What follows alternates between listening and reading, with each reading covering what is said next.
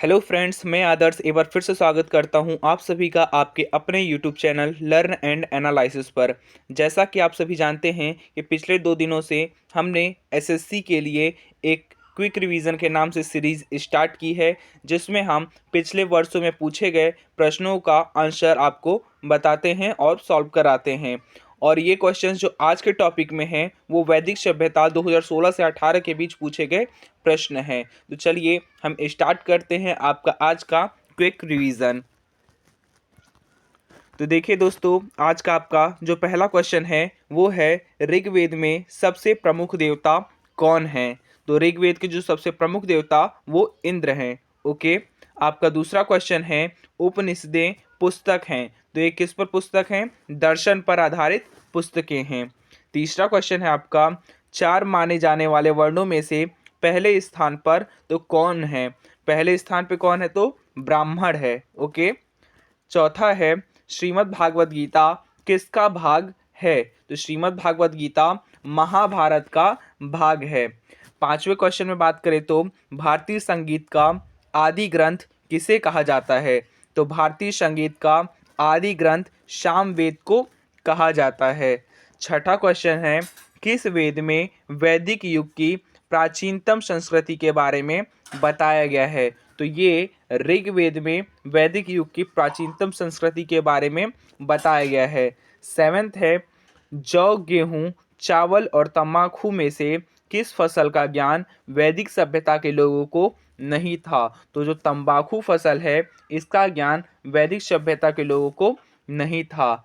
Eighth है मानव जाति की सबसे प्राचीन पुरातन विरासत कौन सी है?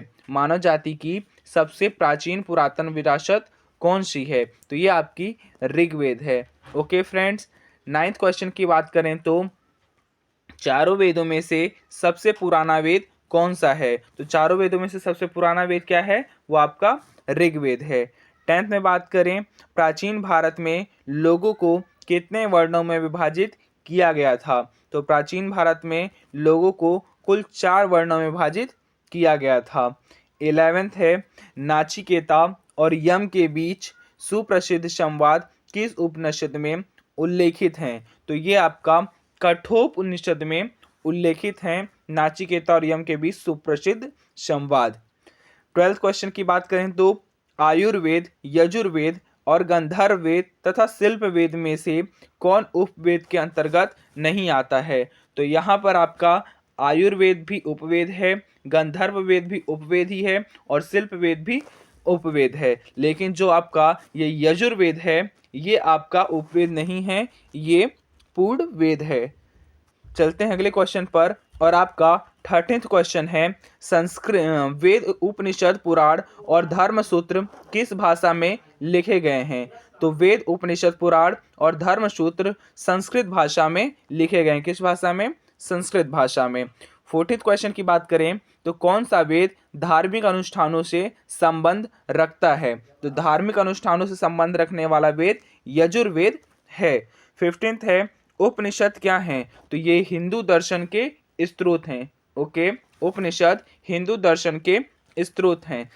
चलते हैं अपने अगले क्वेश्चन पर। और आपका 16th क्वेश्चन है वैदिक आर्यों का प्रमुख भोजन क्या था? मतलब कि प्राचीन समय में जो वैदिक आर्य हुआ करते थे उनका प्रमुख रूप से भोजन क्या था? तो वो था दूध और इसके उत्पाद, यानी कि दूध और दूध से बने हुए उत्पाद जैसे कि दही, पनीर, मठा, ये सब। 17th क्वेश्चन है वैदिक लोगों द्वारा किस धातु का प्रयोग सर्वप्रथम किया गया था? वैदिक लोगों ने किस धातु का प्रयोग सबसे पहले किया था? तो तांबा का उन्होंने प्रयोग किया था सबसे स्टार्टिंग में। 18th क्वेश्चन है वेद शब्द का अर्थ क्या है? तो वेद शब्द का अर्थ जो होता है वो होता है ज्ञान। वेद, वेद मतलब ज्ञान। 19th क्वेश्चन है किन 3 वेदों को संयुक्त रूप से वेद त्रयी कहा गया है? तो आपके ऋग्वेद, यजुर्वेद और सामवेद को संयुक्त रूप से वेद त्रयी कहा गया है। इसमें अथर्ववेद को सम्मिलित नहीं किया गया है। आपका 20th और लास्ट क्वेश्चन है आरंभिक वैदिक काल में वर्ण व्यवस्था किस पर आधारित थी? तो आरंभिक वैदिक काल में वर्ण व्यवस्था प्रमुख रूप से व्यवसाय पर आधारित थी। ओके फ्रेंड्स, ऐसे करके हमारी वैदिक सभ्यता के 20 क्वेश्चन यहाँ पर पूरे होते हैं जो कि प्रीवियस ईयर से के थे।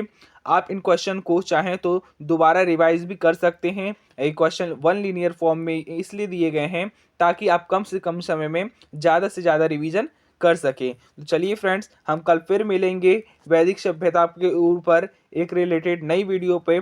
तब तक के लिए धन्यवाद। और वीडियो आपको अच्छी लगी हो तो वीडियो को लाइक करके, और वीडियो के बारे में आपको क्या मतलब इसमें क्या इम्प्रूव करना है ये भी मुझे कमेंट सेक्शन में बताइएगा, जिससे कि मैं अपनी क्वालिटी में सुधार कर सकूं। हम कल फिर मिलेंगे ठीक 11:30 बजे। तब तक के लिए धन्यवाद।